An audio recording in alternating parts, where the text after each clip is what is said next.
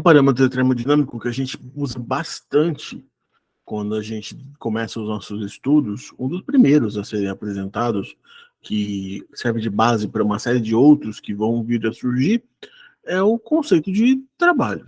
Trabalho representado aqui pela letrinha H. Então, como é que funciona o tal do trabalho? Tem um corpo que está aqui sobre uma superfície e eu aplico uma determinada força. O intuito de aplicar essa força é que eu gere deslocamento. Esse é o meu intuito. Então, a partir do momento que uma força gera um determinado deslocamento, nós passamos a ter trabalho. Então, o trabalho nada mais é que o produto entre a força e o deslocamento. Então, de forma bastante simplificada, seria o produto da força pelo seu deslocamento. Só que esse é um trabalho mecânico, esse é um trabalho agindo sobre um corpo material e um meio material que não é o que a gente está, que não é o nosso alvo de estudo. O nosso alvo de estudo é o trabalho termodinâmico, mas a essência do conceito se mantém, não diverge tanto. A diferença é que aqui a gente passa a ter um êmbolo. Então, por exemplo, digamos que eu tenho esse êmbolo aqui. Vou desenhar ele aqui do lado. Eu tenho meu êmbolo, eu tenho um gás sendo contido aqui no meio, e esse êmbolo está numa altura 1. Então, aqui está meu êmbolo. Uma determinada força é aplicada sobre esse êmbolo. Só que essa força, dessa vez, ela é aplicada sobre uma determinada área desse êmbolo. Essa força, sendo aplicada sobre uma determinada área, gera uma pressão. No caso aqui, é a pressão externa que está sendo aplicada sobre esse êmbolo. Quando essa força é aplicada, ela faz o quê? Ela desloca o meu êmbolo de forma que ele saia da posição inicial e ele assuma uma outra posição. Então perceba que a gente teve um deslocamento aqui, uma variação de altura que é o nosso deslocamento, o ΔH aqui. Portanto, a gente tem o quê?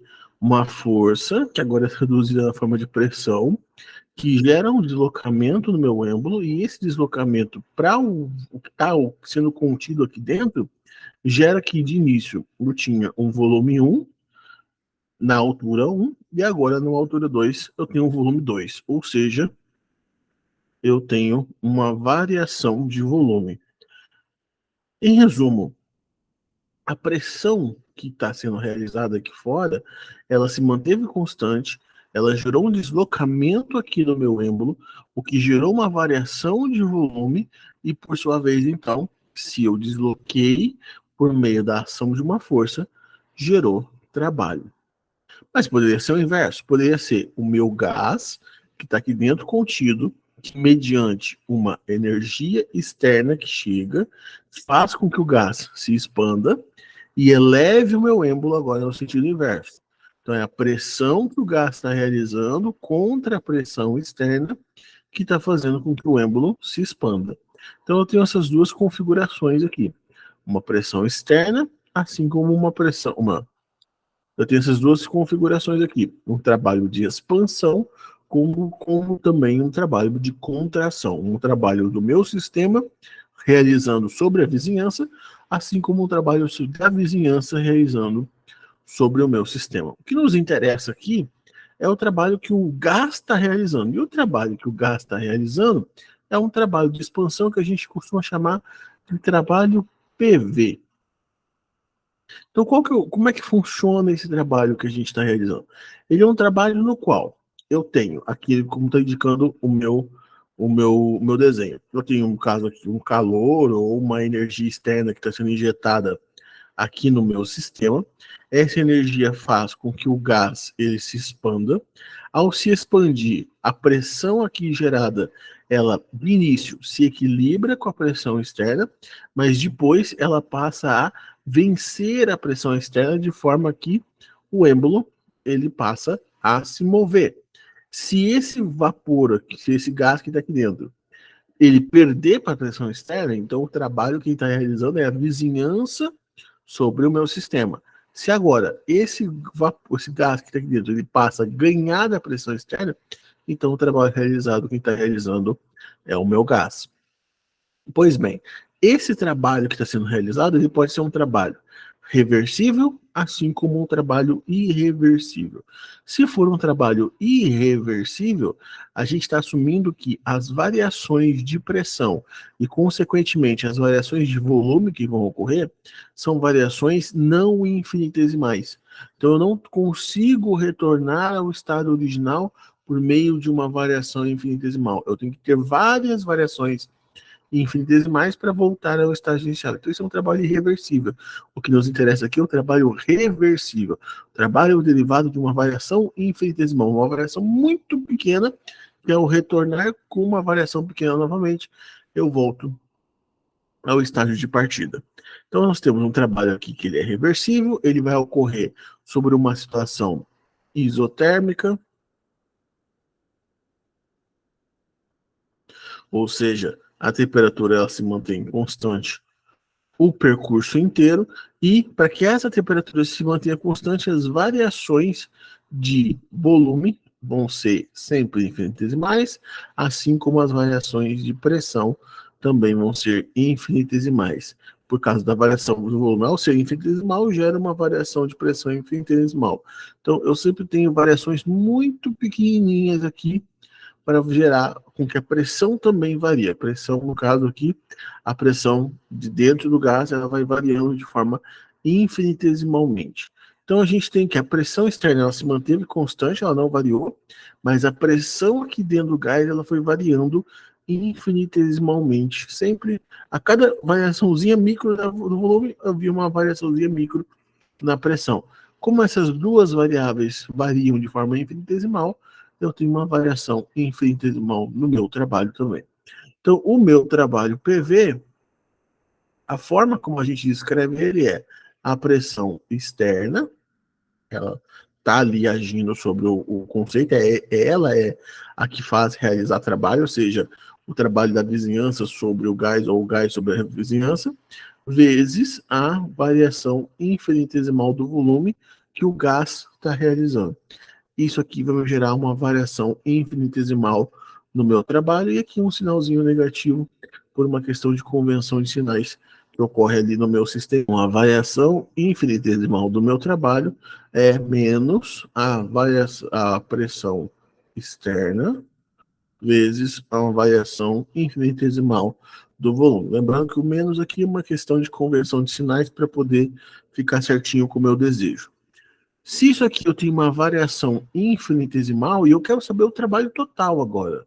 Qual que é o trabalho total realizado pelo meu sistema ou sobre o meu sistema, né? Como eu estou falando de variações infinitesimais, então eu vou integrar isso. Então eu vou integrar a pressão externa, dV aqui, e os meus limites de integração, volume final e volume inicial. Essa é a forma como eu obtenho o trabalho total a ser realizado, sempre por meio dessa integração. Se a pressão externa não sofrer variação nenhuma, aí fica tranquilo. Aí o trabalho total ele vai ser pressão externa vezes ΔV. Se a pressão externa sofrer alguma variação, se a pressão ela variar durante o percurso, aí complica um pouquinho mais, mas nada também muito absurdo não. Vamos ver como ficaria com uma variação de pressão. Com a variação de pressão, eu vou ter que pensar na seguinte coisa. PV é igual a nRT.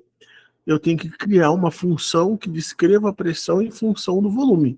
Então, uma forma de fazer isso é fazer P igual a nRT sobre V. Então, eu vou pegar isso aqui e vou trocar aqui no lugar da pressão. Fazendo isso, então, eu vou ter que a integral de nRT sobre V dV. Como eu estou pensando isso aqui numa situação onde é um processo isotérmico, temperatura, constante universal dos gases perfeitos e número de mols não sofrem variação. Não esqueça que tem um sinalzinho negativo aqui. Então, o sinal negativo, o nRT cai fora, então fica menos nRT, integralzinha, de 1 sobre V dV. Integral de 1 sobre V é ln de x. Então, é ln de V aqui no caso. Trabalho, portanto, vai ficar menos nRT ln de V2 sobre V1.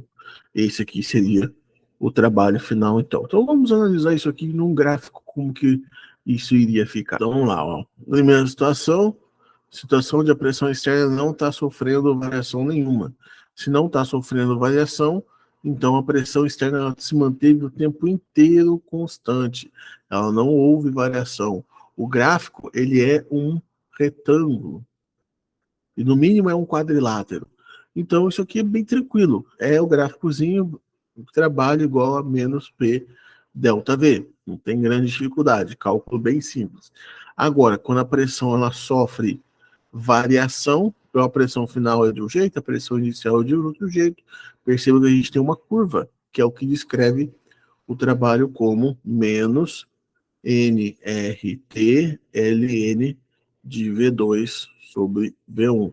Então, essa área sobre a curva que vai descrever para mim, então, esse meu trabalho. Que é a mesma coisa, a área sobre a curva descreve o meu trabalho. A diferença é que a pressão aqui não sofreu variação e aqui a pressão sofreu variação. Consequentemente, então, eu tenho formas diferentes de calcular isso.